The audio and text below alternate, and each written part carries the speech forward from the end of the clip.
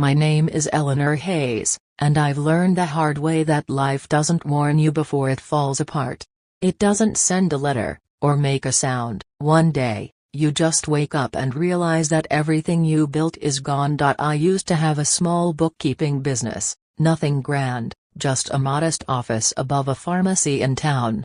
I had regular clients, a steady income, and the quiet pride of paying my bills on time. My husband, Tom, used to joke that I could find a missing penny in a haystack. It was the one thing I was good at, keeping track of numbers.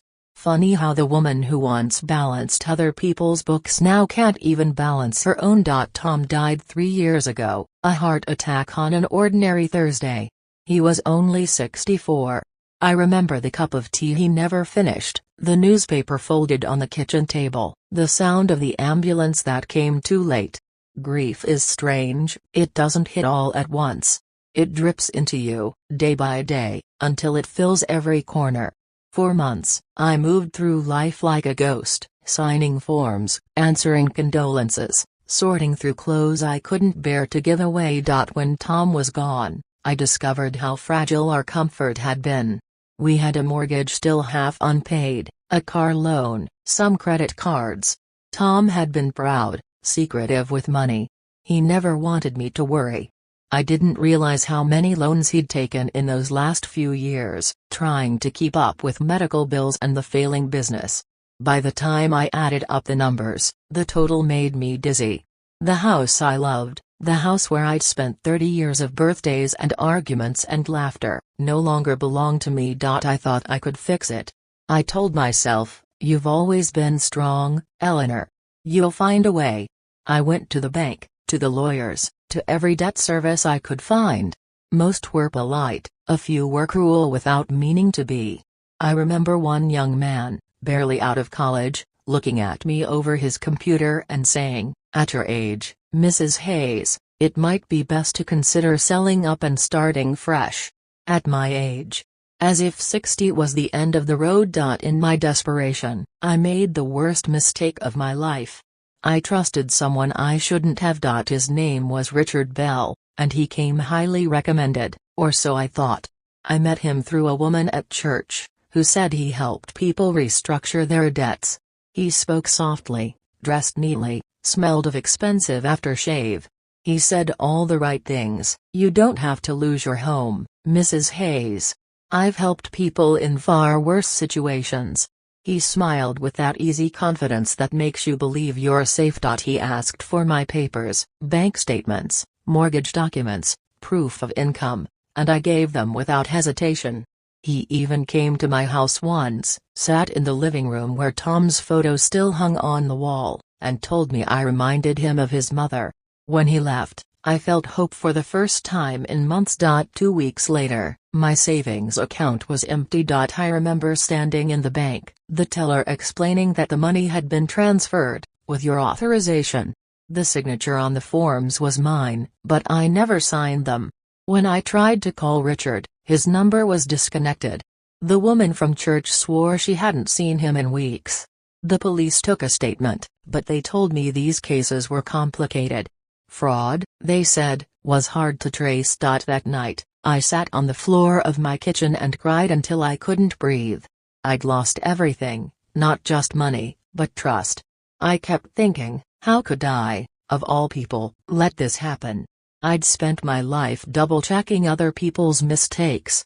And now I'd made the biggest one of all. I had to sell the house within months. The proceeds went straight to paying off the debts and the legal fees. When the moving van drove away, I stood in the empty driveway with a single box in my arms, watching the life I knew disappear down the street. Now I rent a small flat above a laundrette.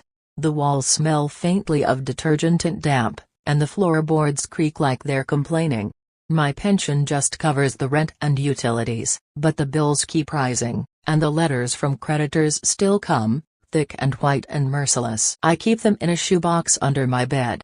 It's a heavy box. Sometimes I see women my age at the supermarket, comparing prices, counting change.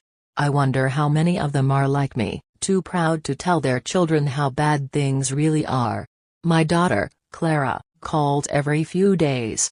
She thinks I'm fine. I don't have the heart to tell her the truth, that I skip meals sometimes so I can pay the gas bill, that I sleep with my coat on when the heating fails, that I haven't bought anything new in 2 years. But I still go out. I walk every morning to the cafe on the corner. The owner, Lena, knows my name now.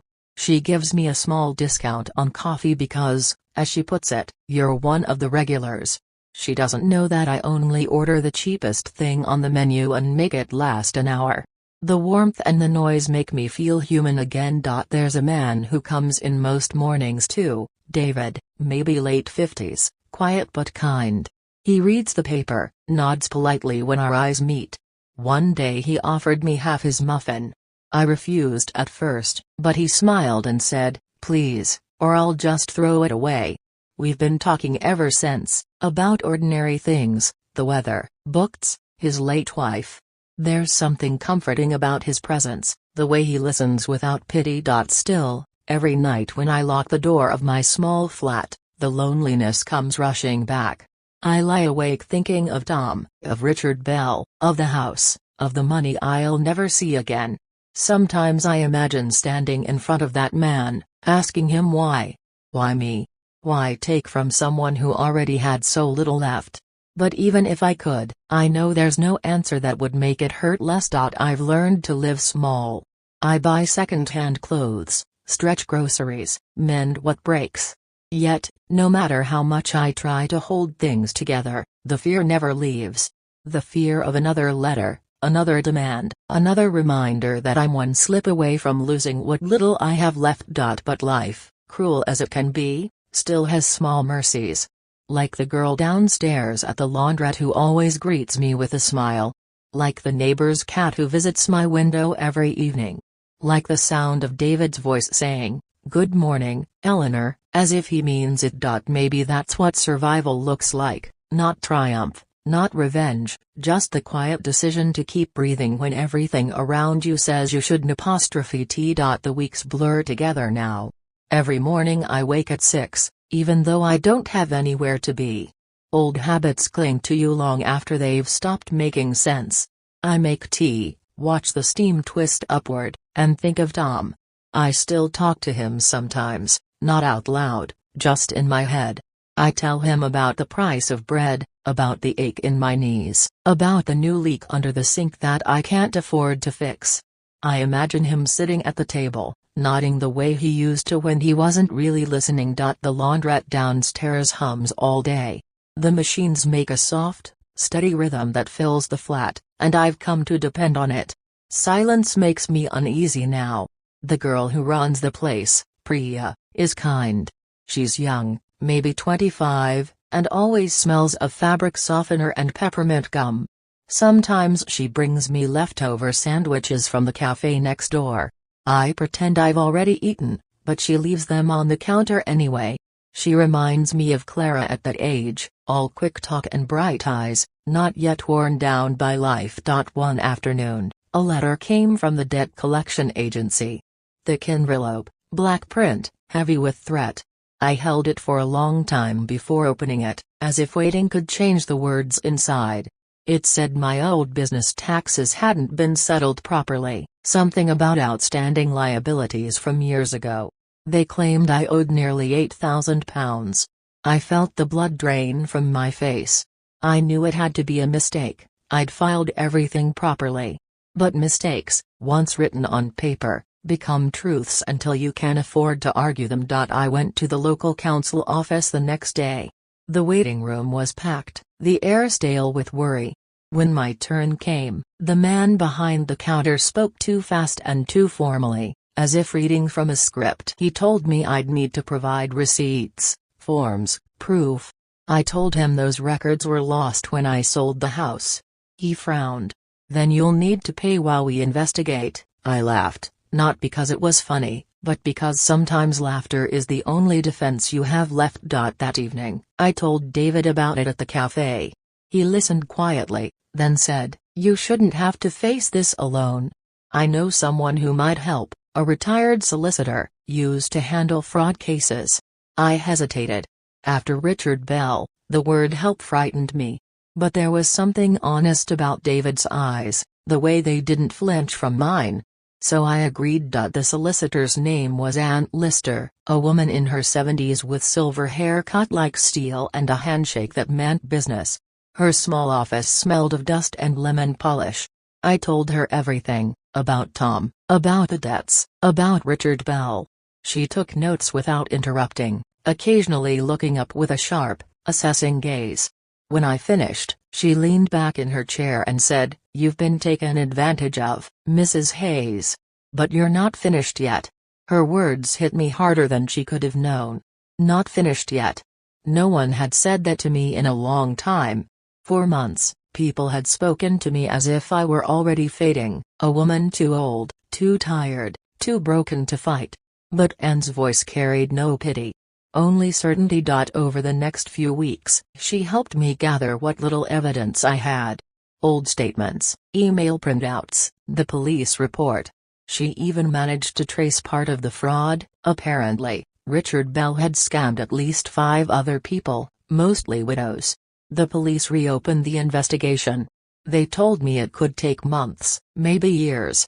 Still, it was something. For the first time since Tom died, I felt a faint pulse of purpose. But the bills didn't stop just because I had hope. The gas company threatened to disconnect me.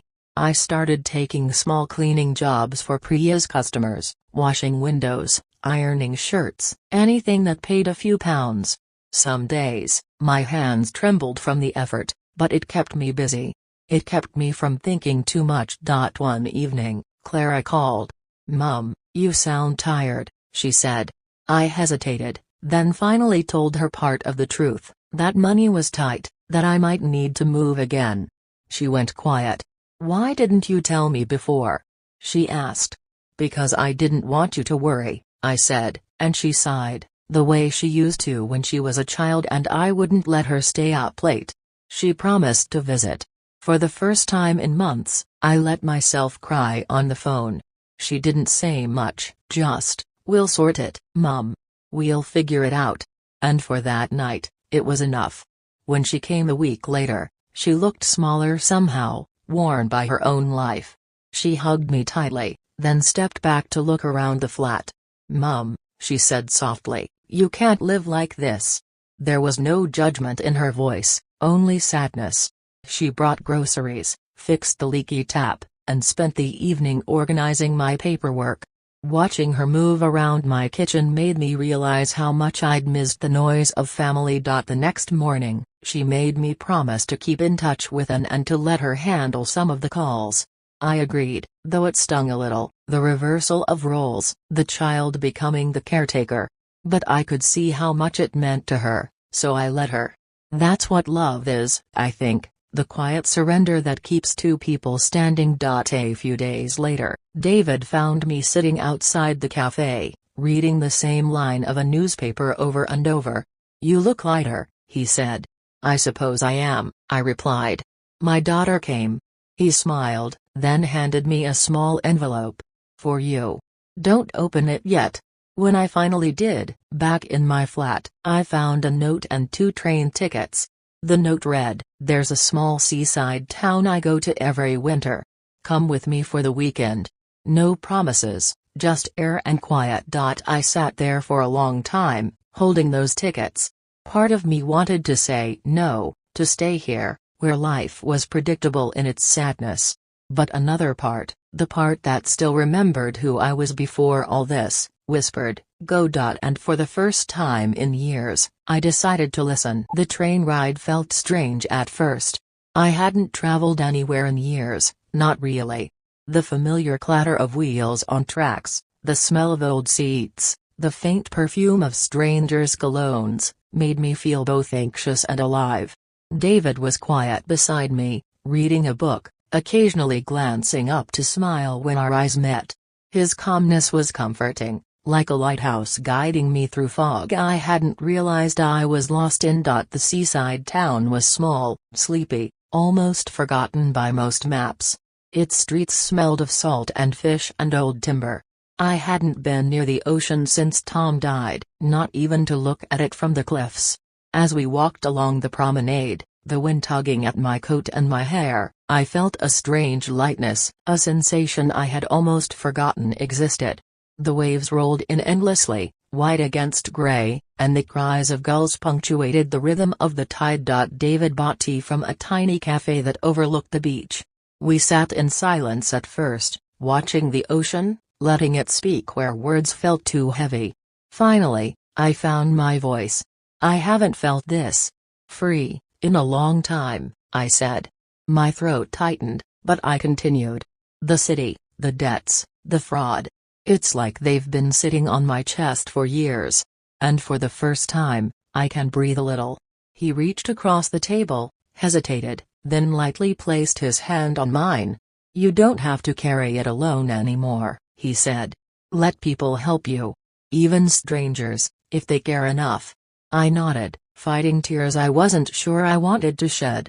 The ocean seemed to echo my feelings, relentless, honest, cleansing. For hours, we walked along the sand, letting the tide lap at our shoes, speaking of nothing and everything. He told me about his late wife, the quiet love they'd shared, and how he'd never stopped carrying her memory.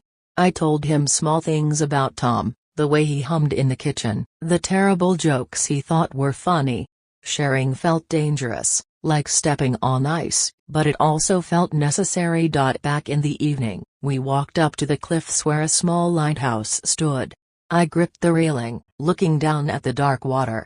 "I almost gave up," I whispered, "after Richard Bell. After losing everything. I thought life had nothing left for me." David didn't speak right away.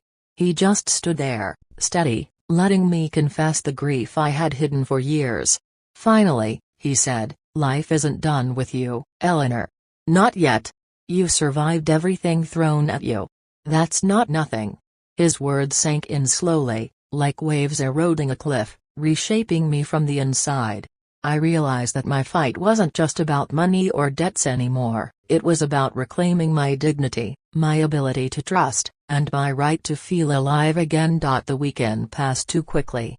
On the train home, I held the ticket envelope in my hand like a talisman. I wasn't cured, the bills, the fraud case, the threats of creditors were still very real, but something had shifted inside me.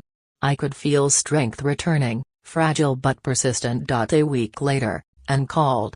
She had traced one of Richard Bell's accounts overseas, and there was hope of freezing some assets. Not everything would be recovered, but enough to relieve the immediate pressure of creditors. I felt tears slip down my cheeks, relief and gratitude tangled in a knot too large to untangle. Clara came to help with paperwork again. This time, we worked together without tension, without fear. I realized that while I had hidden my struggles from her to protect her, sharing the burden had brought us closer.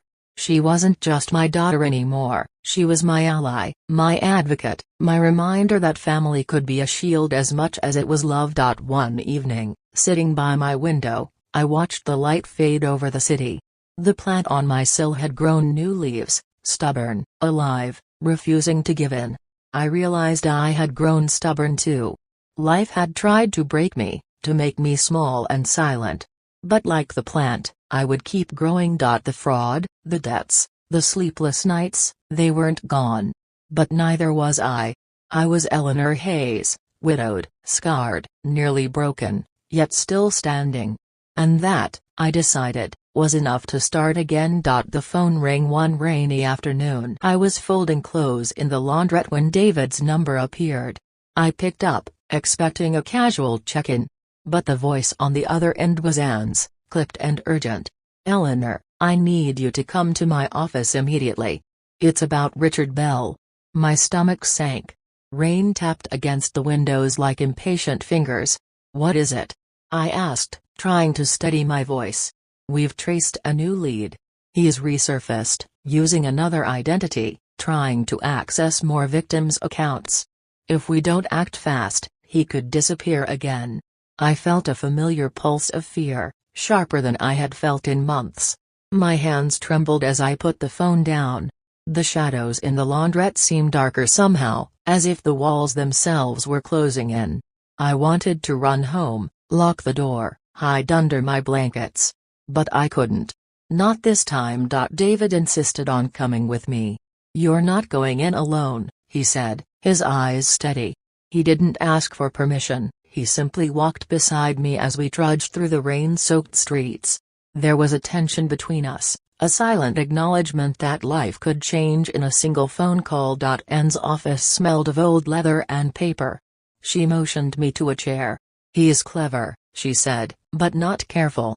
We might be able to trap him. But it's risky. He knows you, Eleanor. He knows what you've lost. I felt my throat tighten. The thought of facing him, the man who had stolen everything, who had violated my trust so deeply, made me dizzy. But beneath the fear, a fire was igniting. Not this time. Not anymore. The plan was dangerous but simple. We would set a sting, using a monitored bank account to bait him. I would act as if I were vulnerable again, inviting him to make the next move. It sounded insane, even reckless, but Anne assured me that it was the only way to stop him. The next few days were nerve-wracking. Every phone call, every email made my heart race. I felt like I was living on the edge of a knife. David checked in constantly, his presence both soothing and grounding. I realized how much I relied on him, not just for support, but for courage. Then it happened. A message appeared in my email, unsigned, vague but threatening. You thought it was over. It's not. I froze, staring at the screen. My hands shook, and I felt a chill crawl down my spine. This was the moment I had dreaded. But instead of panic, a fierce determination took over. He couldn't intimidate me anymore. The day of the sting, I sat in Anne's car outside a quiet cafe where the trap had been set. My pulse pounded in my ears. David squeezed my hand. You're ready, he said. And I realized he was right. I had spent months broken, grieving, terrified. But now, I was alive in a way I hadn't been in years, alert, aware, ready. Hours passed. Rain began to fall again, the streets slick and reflective. Then, a man approached the cafe, moving cautiously, scanning the windows. Richard Bell. Or at least the man he had become. The person I had feared, hated, and mourned. My breath caught. Anne and David stayed in the car. I walked toward him, carrying nothing but my courage and the weight of every wrong he had done. He didn't recognize me at first, until our eyes met. Then his face shifted, surprise, disbelief, panic. Mrs. Hayes, he said, voice smooth but trembling. I thought you'd. I didn't let him finish. You thought I was helpless, I said, my voice low, steady. But you underestimated me. And you're done. The police, tipped off by Anne, emerged from hiding just moments later. He froze, then tried to run. The chase was brief but tense. I watched from across the street as officers cornered him, the culmination of months of fear, anxiety, and sleepless nights. When he was led away in handcuffs, a wave of relief and disbelief washed over me. That night, I sat in my flat, the rain finally letting up. I poured tea, held it between my hands, and let tears fall freely. Not of fear, not of despair, but of release, the kind that comes after surviving the storm. David sat beside me, silent, letting me grieve and rejoice at the same time. I realized something profound. Life could still surprise me, hurt me, or terrify me, but it could also give me strength I didn't know I had, people who cared, and moments that made surviving worth it. I had faced my darkest hours, and I had survived. And maybe, just maybe, I could finally start living again without fear. The days after Richard Bell's arrest were strangely quiet, almost unreal. I kept waiting for something, a new threat, a letter, a phone call, but nothing came. The flat seemed emptier without the constant tension, yet also lighter. I spent hours cleaning, reorganizing, trying to reclaim a sense of normalcy that had been stolen for so long. Every corner of the apartment whispered memories, both sweet and bitter, and I allowed myself to sit with them, without judgment. Clara came over more often now, helping with bills and paperwork, but also with small, ordinary things, cooking together, listening to old records, laughing at memories that had once seemed too painful to recall. One evening, she found a box of letters Tom had written me over the years. We sat cross-legged on the floor, reading them aloud. Some made us cry, some made us laugh, and some reminded us that love could survive even the cruelest circumstances. David became a constant presence in my life, not out of obligation, but choice. We walked together in the evenings, shared quiet meals, and sometimes just sat in the park watching the city move around us. There was no rush, no expectation. Just the simple act of being alive, together, in the present. The financial situation began to stabilize slowly. With part of Richard Bell's assets frozen and recovered, I managed to pay off most of my debts. The threat of eviction, the sleepless nights worrying about bills, all of that started to fade into memory. It didn't erase the scars, of course, but it allowed me to breathe again without the constant knot of anxiety in my chest. I even began to dream again, small dreams at first. A little vegetable garden on the balcony, volunteering at the local library, reconnecting with old friends I had lost touch with. Each act of rebuilding, no matter how small, felt like a rebellion against the years of fear and loss. One rainy afternoon, as I sorted through old photographs, I realized how far I had come. The woman in the pictures looked tired, weary, haunted by heartbreak. But beneath the sorrow, there was a spark I hadn't noticed in years, a quiet resilience, a refusal to be erased by life's cruelty. I traced the outline of my younger self in the photograph and whispered, "I'm still here. I survived. I'll keep surviving." David knocked gently on the door before entering. He held a small box of pastries from the bakery around the corner. "For you," he said, smiling softly. I invited him in, and we shared them over tea, the warmth spreading through my fingers, through my heart. It was ordinary and extraordinary all at once, a moment of peace earned after so much chaos. Weeks passed, and I slowly let myself plan for the future, without fear but with careful hope. Clara was a steady presence, David a gentle anchor, and a constant reminder that justice could still be found even when the world felt unfair. I began to volunteer at the library, helping people who reminded me of my younger self, anxious, overburdened, searching for a hand to hold. Each smile, each word of gratitude, reinforced my sense that life, though unpredictable, could still be kind. One evening, I walked along the river, the city lights reflecting in the water like scattered stars. The cold air bit at my cheeks, and I breathed deeply, letting the wind carry away the residue of fear and sorrow.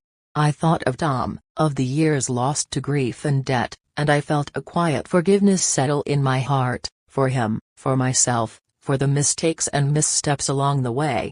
I had been a woman broken in ways I could never have imagined. I had faced heartbreak, betrayal, financial ruin, and the loneliness of grief. Yet here I was, 60 years old, standing on the edge of a new chapter. My hands bore the marks of struggle, my heart still ached in familiar places, but I carried within me something indestructible, the knowledge that I could endure, and that life, in all its harshness and beauty, could still surprise me. As I turned to leave the riverbank, I felt a quiet thrill in the possibility of what lay ahead. Not a grand adventure, not a sudden fortune, but the slow, steady reclaiming of my life, piece by piece, day by day.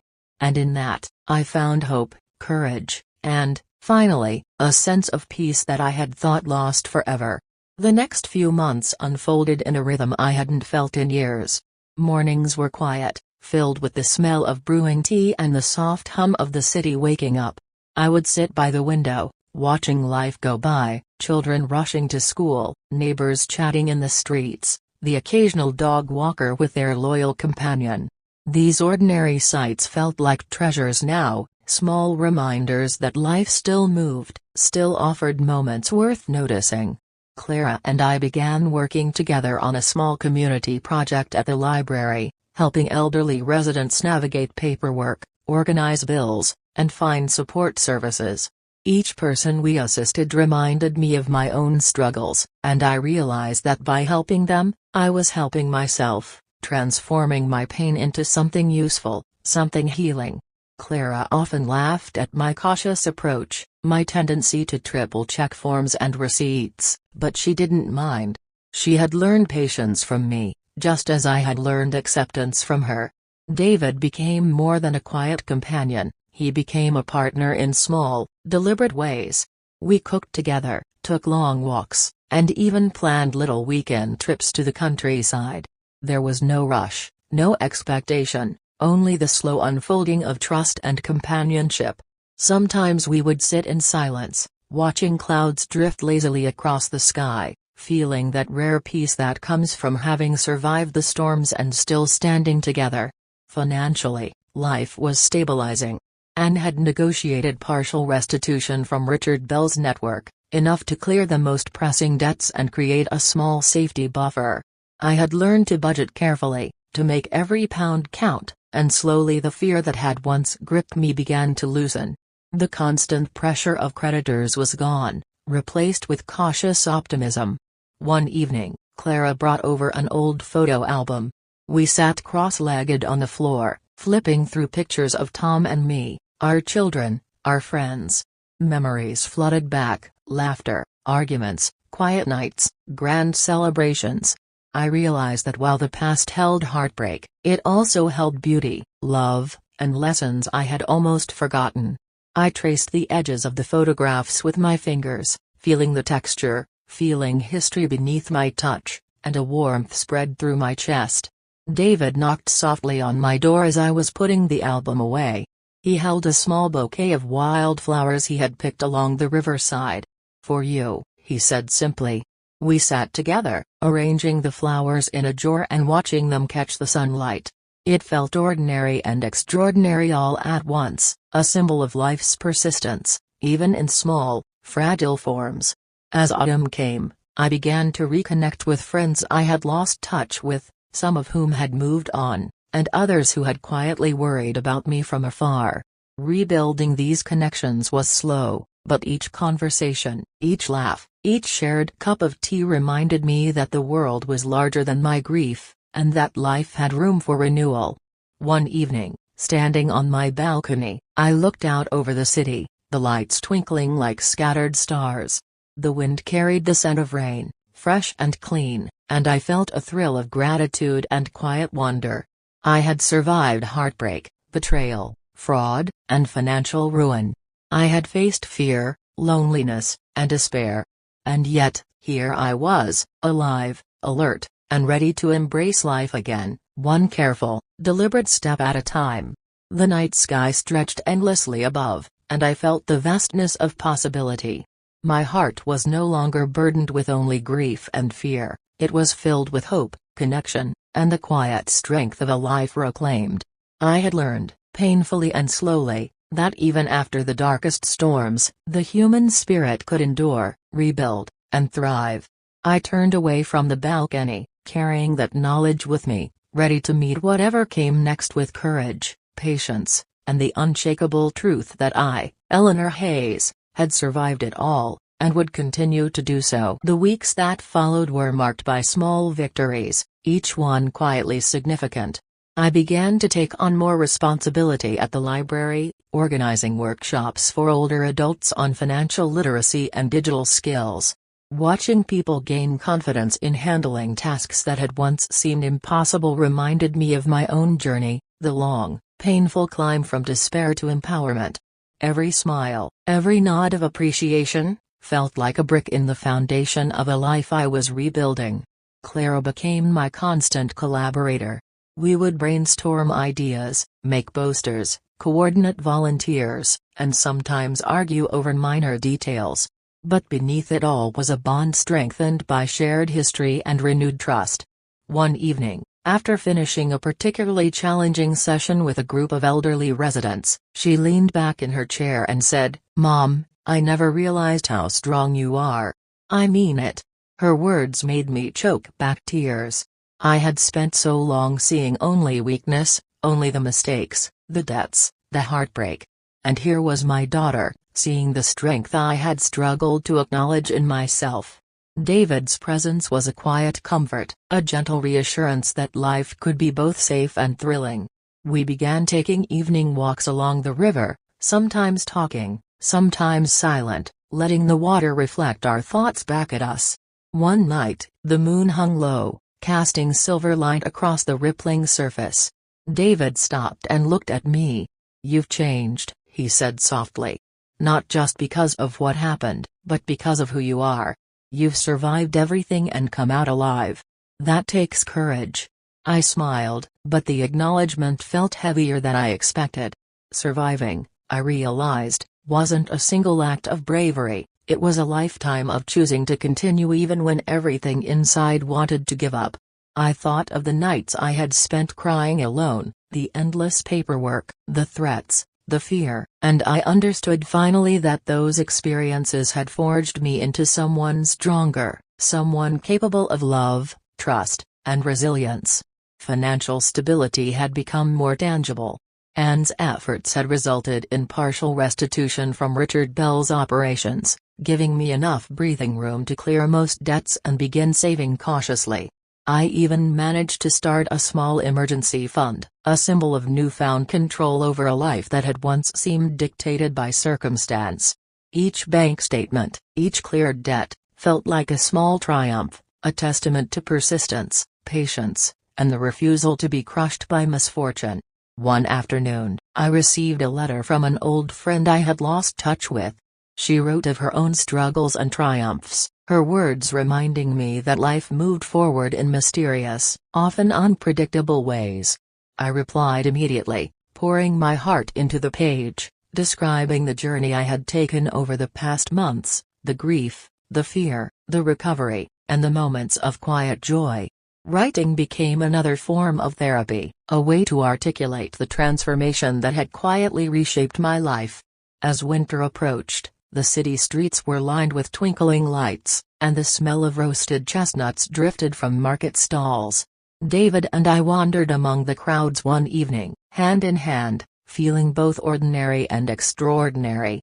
The laughter of children, the chatter of couples, the music spilling from shops, it all felt vibrant and alive, a stark contrast to the months of fear and isolation I had endured. One night, after everyone had gone to bed, I sat by the window with a cup of tea, reflecting on how far I had come. The debts, the fraud, the heartbreak, they were all part of my story, but they no longer defined me. I had reclaimed my life, step by step, choosing courage over fear, hope over despair, and connection over isolation. I realized that survival was not just about enduring the storm, but learning to dance in the rain, to find beauty and strength even when life seemed cruel. I turned off the lights, feeling a profound sense of peace I hadn't known in years. The journey wasn't over, there would be challenges, setbacks, and moments of doubt, but I now carried within me the certainty that I could face them. Eleanor Hayes, 60 years old, battered but unbroken, was ready to live fully again, embracing each day with awareness, gratitude, and an unshakable will to thrive. Spring arrived slowly, brushing the city with soft greens and blossoms that seemed almost deliberate in their beauty. The world felt lighter, and somehow, so did I. For the first time in years, I found myself smiling without reason, laughing at small absurdities, and savoring moments that would have once passed unnoticed. Clara had organized a small garden on the balcony, planting flowers and herbs. We spent afternoons tending to the soil, laughing when the wind toppled our tiny pots or a stray cat wandered into our plans. The simple act of nurturing life, of watching something grow, became unexpectedly healing. I realized how much I had missed these ordinary joys while drowning in grief and fear. David joined us one sunny afternoon, carrying a small basket of seeds he had picked up from the market. We planted them together, joking about who had the greenest thumb and teasing each other when one of the seedlings bent toward the sun at an awkward angle. For the first time in a long time, the air was filled with pure, light-hearted joy, no stress, no shadows of past trauma, just laughter and sunlight. At the library, our community project had begun to flourish. Residents came regularly, bringing smiles, questions, and sometimes baked goods as thanks. One woman, Mrs. Patel, brought a tray of homemade sweets, insisting I try them all.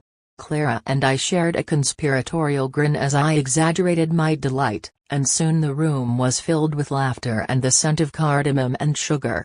Moments like these made me feel alive in a way I hadn't allowed myself in years.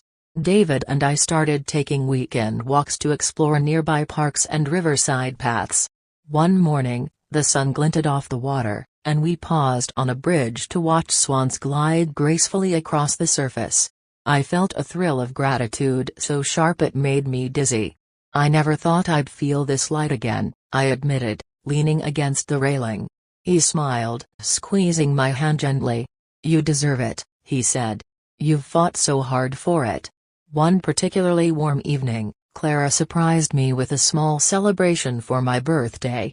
The apartment was decorated with fairy lights and flowers from our garden, and David had baked a simple cake. We sang, laughed, and shared stories late into the night. Sitting there, surrounded by people I loved, I realized something profound. Happiness didn't always arrive in grand gestures. Sometimes it came quietly, softly, in the form of ordinary moments strung together like pearls on a string. Financially, I was more stable than I had been in years. I had cleared nearly all my debts and even started saving for small pleasures, a new coat, a trip to the countryside, a few books I had long wanted to read. I no longer feared the future in the same suffocating way.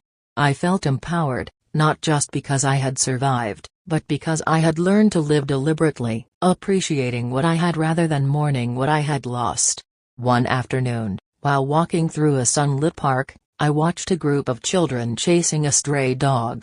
Their laughter was infectious, and for a moment, I felt that carefree joy seep into me, warming the cold corners of old grief.